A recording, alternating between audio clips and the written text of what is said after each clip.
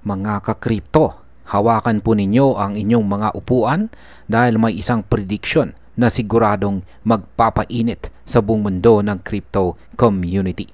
Ayon po mismo sa CEO ng Digital Ascension Group, posibleng umabot daw sa XRP sa $1,500 hanggang $2,000 bago po sumapit ang January 1, 2026 or next year. Oo, tama po ang narinig ninyo. Mula po sa presyo ngayon na $3.48 lamang, may nagsasabing pwede itong tumaas ng higit 57,000%. Pero teka lang, totoo ba talaga ito? O isa lang itong matinding haka-haka? Kaya sa video na ito ay pag-uusapan po natin ang buong detalye sa likod ng prediction na ito ni Ginoong Jake Claver. Pati na rin ang mga dahilan kung bakit niya sinasabi na pwedeng si XRP ang maging safe haven ng buong mundo kapag dumating ang krisis. Pero bago po tayo magpatuloy ay pakibasa na lamang po muna ang disclaimer dito po sa ibaba ng ating screen. Ayan, ang CEO na si Ginoong Jake Claver ay nagbigay po ng matinding forecast sa Good Morning Crypto Show.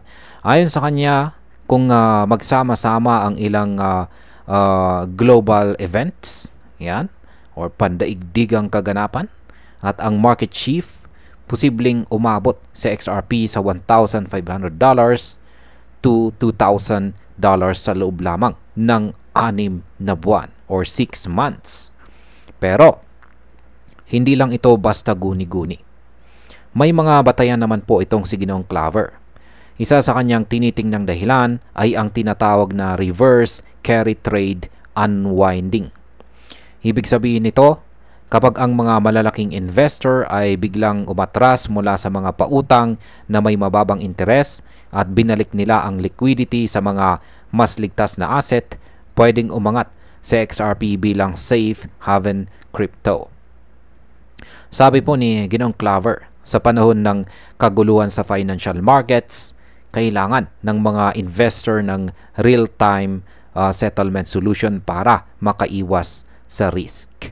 Sa XRP po ay may kakayahan na mag-settle ng transactions sa loob lamang ng 20 to 40 minutes kumpara sa stock market na isang araw pa bago masettle. Ito ang dahilan kung bakit naniniwala siya na pwedeng ang mga institution ay tumakbo kay XRP sa panahon ng emergency, lalo na kung sarado ang traditional na market tulad ng sa weekend or holiday. Yan, ang isa pang binanggit ni Ginoong Claver ay ang tinatawag po na Shane-Ellis Theory, kung saan ay sinasabi na posibleng magkaproblema sa liquidity sa mga exchange gaya ng Bitfinex. At kapag nangyari ito, pwede raw biglang tumaas sa XRP ng sobrang bilis. At ayon po sa teoryang ito, pwede pong sumabog sa XRP at umabot sa kontrobersyal na presyo na $589 ng walang babala. At kung ito'y mangyari sa tamang panahon, baka ang projection na $1,500 to $2,000 ay hindi na ganun ka-imposible. Ayan. Bukod po sa mundo ng crypto, ay tinutukan din ni Ginoong Claver ang potensyal ni XRP sa traditional finance. Ibinahagi niya ang tungkol po sa Project ION or ION, isang platform na binuo ng DTCC at saka R3 noong taong 2022 para sa mabilis at efficient settlement ng mga transaction. Ang kulang na lang raw sa sistemang ito ay ang isang neutral at saka liquid bridge asset. At naniniwala po siya na si XRP ang pinakaangkop para sa papel na ito. Ngayon ay balikan po natin ang realidad. Ayan. Ang kasalukuyang presyo po ni XRP ay nasa $3.48 lamang. Para umabot ito ng $1,500 ay kailangan po niyang tumaas ng halos 43,000%. Para naman po sa $2,000 ay higit 57,000%. Kung sakaling mangyari ito, ang market cap po ni XRP ay aabot sa $90 trillion sa $1,500 at $120 trillion naman sa $2,000 na presyo. Ibig sabihin, mas mataas pa ito sa market cap ng gold at pati na rin sa buong global money supply na nasa $94 trillion lamang. Kaya kahit na mukhang imposible, ang pangakong kita ay napakalaki. Kung meron kang 1,000 XRP ngayon na nagkakahalaga po ng 200,000 pesos, pwede po itong maging 84 million pesos kung sakaling ang umabot sa XRP sa presyong $1,500.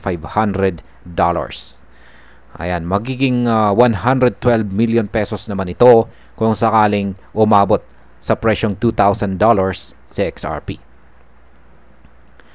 Ngayon ay bakit po sa XRP ang pinakatitig ng panahon ng krisis? Ayan, sabi ko po kasi ni Ginoong Claver, kapag sumiklab ang kaguluhan sa gitnang silangan or Middle East at tumaas ang presyo ng langis, maaari pong bumagsak ang tiwala ng mga investors sa ibang asset. At sa ganitong panahon, sila ay hahanap ng fast, secure at saka liquid asset. At pwedeng si XRP po ang magiging sagot dyan. At kung magkaroon po ng contagion event sa financial system, kung saan ang problema ay isang asset ay kakalat sa iba, si XRP raw ang pwedeng maging takbuhan ng liquidity dahil sa mabilis po nitong settlement time at saka global reach. At ayan, sa kabuuan ay kung isa ka pong baguhan sa crypto at nag-iisip kung worth it bang pumasok kay XRP, ito lamang po ang masasabi ko. Una, tandaan mo na ang crypto ay sobrang volatile.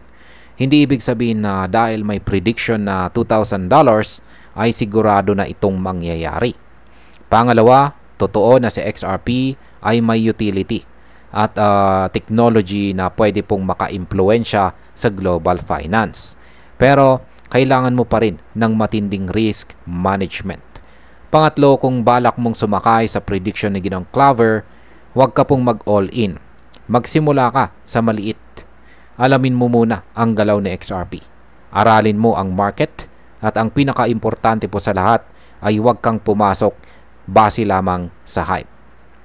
Kasi kahit totoo man ang $2,000 na goal or target price, kung hindi mo alam ang ginagawa mo, baka mawala lang ang lahat.